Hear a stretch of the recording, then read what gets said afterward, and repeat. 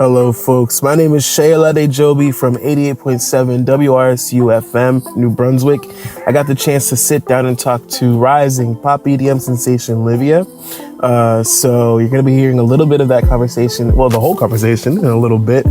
But just to give you guys a little prefix, we're going to be talking about her personal life, her professional life. And right now she's promoting a new single, Beautiful Escape. You'll hear that later on in the interview. We're going to talk about that song a little bit, so stick around. Once again, this is Aladejobi from 88.7 WRSU FM New Brunswick. Thank you for listening, and this is me in conversation with rising pop EDM sensation, LIVVIA. I hope you enjoy it. Thanks for listening. Okay. All right, guys, what's going on? My name is Aladejobi from WRSU 88.7 FM. I'm interviewing today Olivia Christensen, better known as LIVVIA. Would you mind saying hi to the people? Hi, thank you so much for having me. It's an honor on our part as well. I've been looking over your career in a way, and just like getting background information for this interview. A lot of prestigious things in your history. Single with Quavo, single with Nick Jonas, who helped produce your record as well. There's a lot to having you on our show, so we appreciate. No, thank you so much for having me. It's so fun, and this is the first interview I'm doing actually since releasing the latest song, so it's really exciting. The first interview in this post-COVID world, right? Yeah. Oh my gosh. Well, it's still sort of current COVID. Right. Sure. It's crazy. So I wanted to set this up as like two categories. I wanted to ask you questions that were professional and then questions that were personal. So we're just going to kind of go, one for one. So the first thing I'll start off with is a professional question. So I wanted to ask this first, just in case, for people that might not have heard your music before. For those who haven't heard you before, but might want an idea of your sound, who can you tell us that you've written for or that you've worked with, and how has that moment, shaped your career or, in general, your creative process? Yeah, I think you already mentioned, obviously, a couple of the biggest collaborations. Obviously, Quavo and Nick Jonas were huge. And both of those have obviously influenced the trajectory of my career as well as, my creative process going forward because of the collaborations. So I guess the first that came about, the first major collaboration of mine was with Nick Jonas. And I had been a Jonas fan for a really long time. I've also toured with them a few times before their breakup and then on their most recent tour since their breakup. So that's been really great. And they're now some of my good friends. And so working with them or Nick, who tended to spearhead a lot of their writing and their production, was a huge dream of mine. So that was really incredible to be able to make that happen. And he's so awesome. So yeah, we wrote that song together and like you said, he produced it. And yeah, I think I've always been influenced by their work. And so being able to actually be in the studio and witness his process and be a part of it was really incredible. And then the Quavo collaboration came about through the producers Rock Mafia, who are obviously incredible. And now they're releasing their own music too. And I learned so much working from them. I think that's the thing about me, just even in the writing and recording or wherever it may be, I'm always trying to see what I can learn from the people that I'm working with because I'm a very flexible writer. So I don't really have, a lot of writers are I have to do it this way. I have to start with, I have to start on an instrument. I have to start with a track that's already done and I want to, sing over it, just some ad libs. And I personally when I come into the writing room, I never have one specific way I want to do something. I'm always just I want to do your way because who knows, maybe this will be the thing that's my favorite way to write. And I never knew. Right. Has there been any specific moment where that's kind of happened for you? Somebody gave you a little technique that you've, kept with you? Yeah. I think it happens all the time in small ways. And then I'll look back and I'll think, I guess I'm doing that because, so-and-so suggested it a long time ago and that really worked for me. But even just speaking of Rock Mafia, they are very into, singing, just improvising over a track or a beat or something like that. And I've gotten so much better at that from working with them because it used to be sort of nerve-wracking to be wait, I just sing right now? You want me to just sing what's in my head? And, but now that's one of my favorite ways to do things. That's awesome. And even just you mentioning going on tour with the Jonas Brothers, because that was pretty early on in your career, right? Yeah. Mm-hmm. That sounds nerve-wracking from my perspective. How was that? Well, it's really funny because I was just talking about this with somebody the other day, and the first show that I ever had, like the first big show I ever had, was actually at a venue that I had seen them perform at a couple of years prior, like just in the audience with my friends, and so that was a very surreal moment. But I remember being so nervous, standing on the side of the stage, like holding the mic, getting ready to go out on stage, and then as soon as I walked out on stage, it was like I wasn't nervous at all anymore. And I don't know what that's about, but I think it was just, they say just in pure psychology, apparently, nerves and excitement are the same feeling in your body. So if you tell yourself you're excited versus nervous, then that's what you'll feel because it's the same sensation. So I try to use that more often, but I think it's also just so fun at the same time that once you're actually doing it, the nerves just kind of fade away. For sure. I think there's a lot to that. Even me in general, when I first started doing interviews, there was definitely a little bit of that nervousness. But once you start getting into it, it's kind of like fight or flight. So you want to do your best. I totally understand that. That's powerful. Yeah. It's the anticipation, too, because once you're doing it, it's like, oh, yeah, that's why I wanted to do this in the first place. Exactly. And even with the way this is going so far, I'm pretty happy. So, yeah. So, personal question I have for you. Because as I was going over your interviews, I kind of got one thing from you, and I respect it because I feel like I'm one too. You seem to be a little bit of a nerd. Oh, definitely. Proud. Okay. I love it. So I wanted to ask you, what's the single nerdiest thing you've done? There's a lot. I don't even know how to start with that question. I guess the most out and nerd in public kind of thing. Yeah. I mean, the thing is there's so many different angles of nerdiness, right? Because there's the studious side of being a nerd that's some people, and I've got that for sure. But then there's also the Harry Potter side of being a nerd, which I definitely have that. I played Quidditch. Maybe, I guess, but it would probably be anything Harry Potter related because I went to Cal, so there's a Quidditch team, which I wasn't on the Quidditch team, but I took an elective class basically called UC Hogwarts. Cal goes UC Berkeley, so it's UC Hogwarts, and they sort you into houses and I guess this is probably the nerdiest thing because I was voted prefect of my house, and then I was voted head girl of the whole thing, and we won the house cup, we won Quidditch, we won the costume contest because I brought all my stuff. I was so into this class with this elective, and we were the Gryffindor house, so of course we had to win everything, right? Though, because that's what happens in the books. No spoilers, but hopefully everybody knows that, but. It's been out long enough. They don't know the story. That's on them. If you don't know, I don't know what to tell you. Right. So that would be one thing.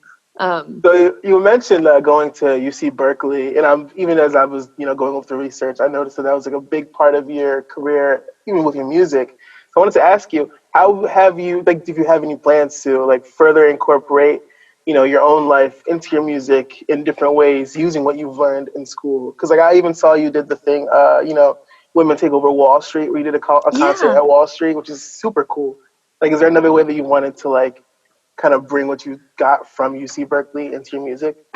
Definitely, and I love that question. And that's funny that you mentioned the Girls Take Wall Street because that event was supposed to happen again this year, but the coronavirus had to, we had to cancel it, which was such a bummer because that was one of my favorite things I've ever done. And that was such a cool way to incorporate music and mentorship and my education. I was an econ major.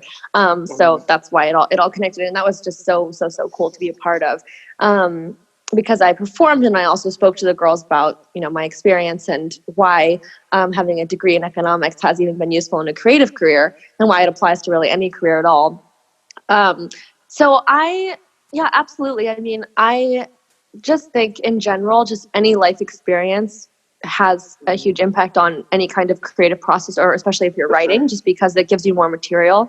And I had a professor who was actually my favorite professor, and he was really funny. And he would say if you're studying economics, you're studying everything. It's literally everything, which I don't know that I agree with how broad of a statement that is, but in a way he's not wrong because economics, like I said, it has a huge impact on, my career and the music industry is just a business like any other. So I would definitely recommend that major. And I think for me personally, I would love to go back to school. It's really hard for me to decide which kind of degree I'd like to go for next, just because my interests are so varied. But I think getting an MBA would definitely be like pretty high on the list right now. But of course, it's been really nice to actually be able to focus just on music, because juggling both was not the most straightforward, but it worked out. Well, I mean, personally, as a fan of the music, we're all glad to hear it. But I wanted to say, as an econ major, what do you know that we should probably be on the lookout for or worry about? Like, what's going on in the world of econ that, like, the people need to know about?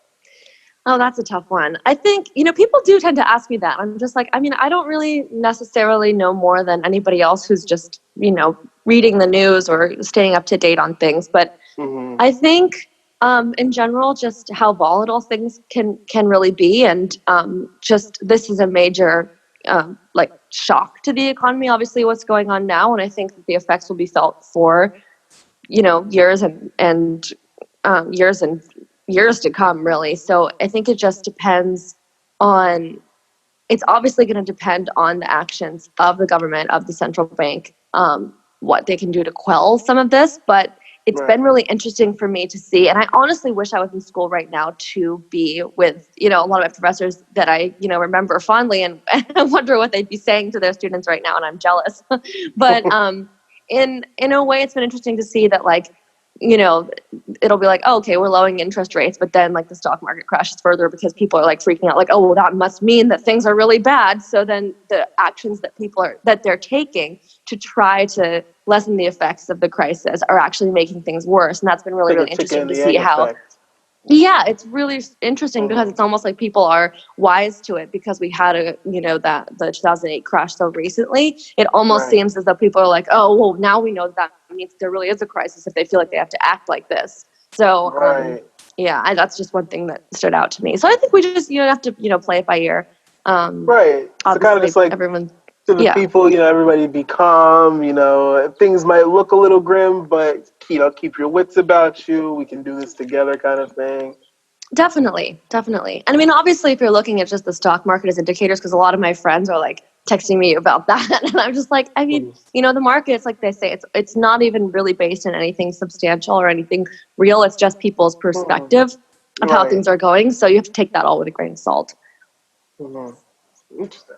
Okay, so Livvia, can you tell me a little bit about the creative process about this new project you're working on?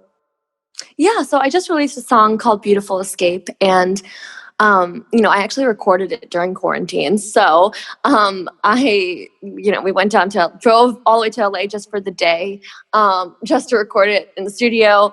And, luckily the recording process is always kind of socially distanced because I can be in one room and the engineer's in another room. So it was completely safe.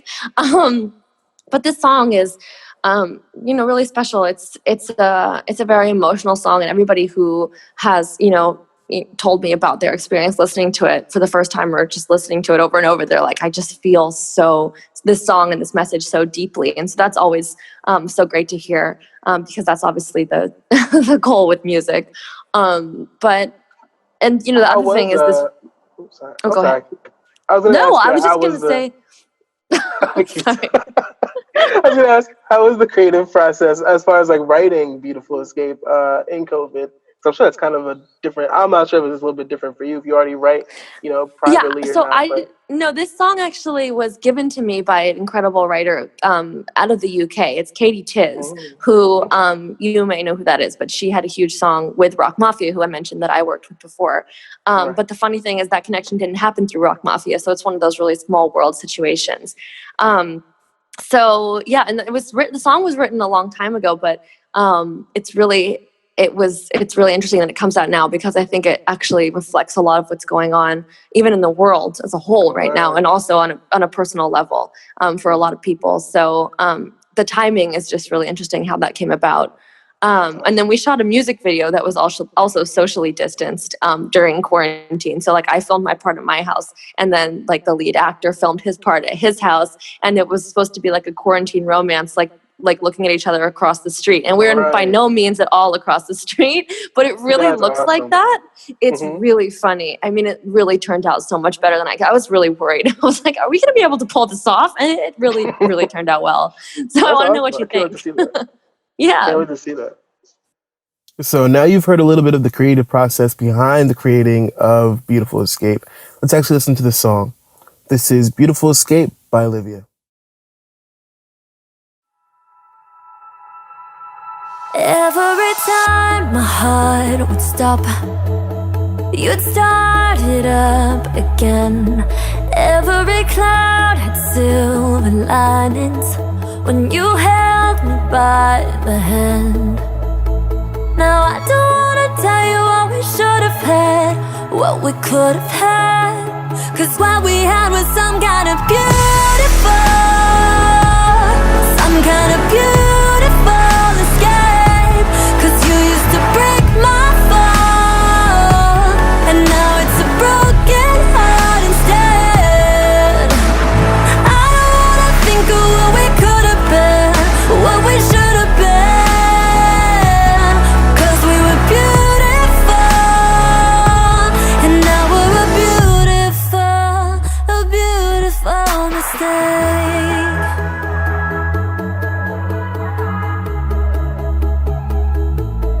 Nobody's there to stop the nightmares, so I can dream again.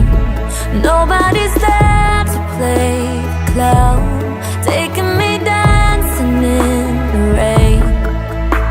Now I don't wanna tell you what we should have had, what we could have had, 'cause what we had was some kind of beautiful, some kind of beautiful escape.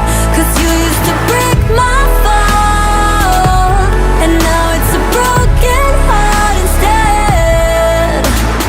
I don't wanna think of what we could have been, what we should have been. 'Cause we were beautiful, and now we're a beautiful mistake. Yeah, love the way we collided. Run away to survive it. Love the way we collided. Can I confess I need you now? 'Cause what we had was some kind of beautiful, some kind of beautiful escape. 'Cause you used to break my fall, and now it's a broken heart instead. I don't wanna think of what we could have been, what we should have been. 'Cause we were beautiful, and now we're a beautiful mistake. You were my beautiful escape. You were my beautiful mistake, but we were beautiful.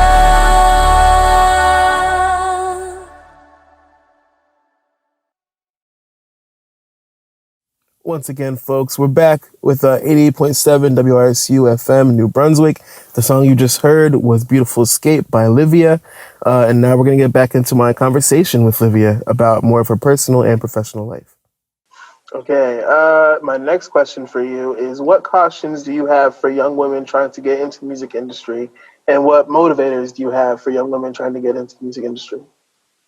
All right. Well, I think cautions. I would say, first of all, it's really important to maintain your integrity as a person and your art. Because I think there's a lot of people who, if you work with, especially experts, people have a tendency to say, oh, I have this great, song, I have this great project, I have this idea of an artist that, I had before ever meeting you, and maybe we can, just put this on you.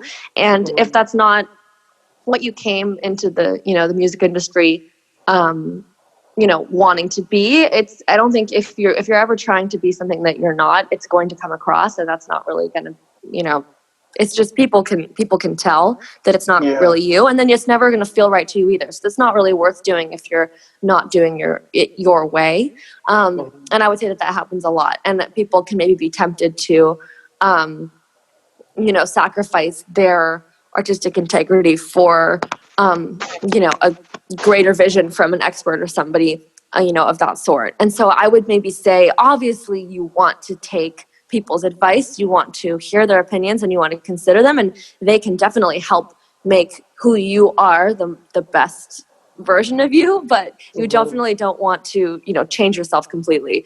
I had one really funny thing where, somebody wanted me to sing a song that was all about, relentlessly being yourself, but it was like done in a way that was nothing like me, and they wanted my image to be completely like opposite of me. And I kind of had to say to them at one point, I was like, do you see the irony here though? I mean, like, this song that you want me to sing is literally like, be yourself, like, I'm a rebel, all this stuff. And it's like, well, but it's coming from the doesn't make man. sense. Yeah, it doesn't make sense. Like, you want me to, like, I mean, all this stuff was just so not me. It's kind of funny, honestly. And then I think, you said advice, cautions and advice, right? Mm-hmm. Yeah, I think, or wait, what was the second part of your question? I'm so sorry, I got too lost in this part. It was, what motivators do you have? Oh, motivators. Yeah. Well, I think I would say that if you have that in your mind and it doesn't go away, like, obviously for me, maybe not obviously, but if you looked into my history, I came from a more like academic background, and my family was not in the industry, and there was nothing pushing me except my own internal, desire to make music and to share it with the world and perform it, and, all of that. And so it really did come from within. And I think it would have been so easy for me to just push that aside and, just go to school and not pursue this. And of course I did both, which I would recommend if you have, varying interests. It is possible to do both. But I think that it is so fulfilling to actually take the road less traveled and, have this creative pursuit. If it's something that is really within you, it's worth it, because even if it's, no matter how it goes, the experiences that you have along the way are definitely worthwhile. For sure. And if you don't, you'll always wonder what would have happened if you did. A lot of people always say that, the regrets. Yeah. But it is a really big, like, even, for me as a person that, enjoys music as much as I do and goes to school, it's interesting to see somebody that really was able to do both. There are examples of people that go to school and pursue music professionally, but they never kind of reached that, that idyllic, like, stardom, position that everybody always dreams of. But in a way, like, you're doing that. That's really cool to see. It's a process. Thank you so much for saying that. I have been really lucky to, even as an opening act, to perform, in the venues that I've performed that are so legendary and so, just huge, really. That's what it comes down to. It's just being on stage and having that, experience is really surreal. And it was especially odd, like being in college and having, all that happening at the same time. It just felt like, two different sides of me happening at the same time. Like I was in two dimensions at one time. But with the ambition, it was just kind of like you did what you did. Yeah, I think that's the thing, is really, it's possible. I think people wanted to tell me so many times that it wasn't, whether it's college counselors or, people in the music industry. And, there were a few people who were very supportive. My parents were very supportive of the fact that I could do both. And I would obviously doubted myself whether that was possible, and if that was, if I was going to be a jack of all trades, master of none. But two things is not, you can have, people have internships. People have, they're on the sports teams. And I just don't think that this has to necessarily be something that's much crazier than any of those things. Right, I agree. I have one last question for you. I know we're a little bit over the time, but I want to get one last personal one. What's the most fun adventure you've been on recently? It can be pre-COVID, it can be, in this current incipient COVID period, but so like, what's something that you did that was really fun recently? All right, let me think. I'm trying to think of something in quarantine, just because, why not? I guess literally yesterday. So I'm actually quarantined like in more Northern California, which is where I'm from, but I'm in the, woods a little bit. And so yesterday we drove around all over looking for cows to feed. We got a little lost, and it was honestly like a really funny, unexpected adventure, and definitely quarantined because the only, creatures we were interacting with were cows. But we ended up finding them, and it was adorable. I'm a huge animal lover, so that was fun. It's the little things right now. The little things. That's the moment. That's what we're all enjoying, I think, of the most right now. That's awesome. Yeah. All right. Thank you so much. Thank you so much. It was great. No, it was so nice to meet you. Thank you so much for having me. All right, folks, that about wraps us up. That was my conversation with rising pop EDM star LIVVIA. It was definitely a lot of fun. Got to learn a little bit about econ, more than I knew before for sure. And it was just a good conversation. Seems like a really interesting person. So if you guys want to learn more, you can find her on Spotify. You can find her here on this station. I'm sure we'll be playing more LIVVIA. But thank you guys for watching. I really appreciate the support. So once again, my name is Seyi Aladejobi from 88.7 WRSU FM, New Brunswick. Thanks for watching. Peace.